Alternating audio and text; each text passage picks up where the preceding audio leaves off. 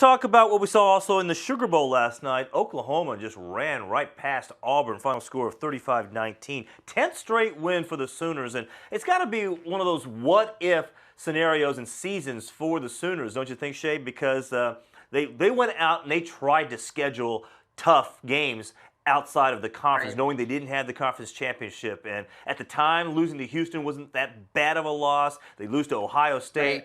But it came back to bite them because then they ran the table in the Big 12, but really didn't have anything to show for it.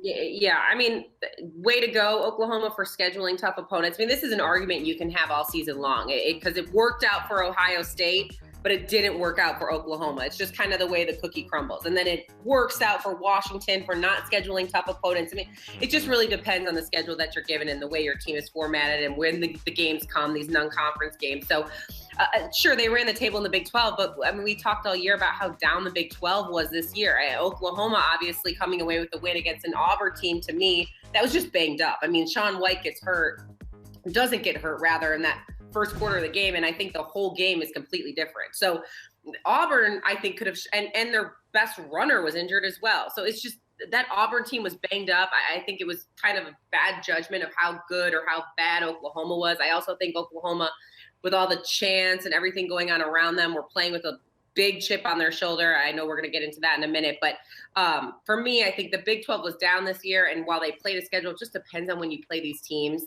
and Oklahoma was unfortunately the result of being in a conference that just wasn't very strong this year.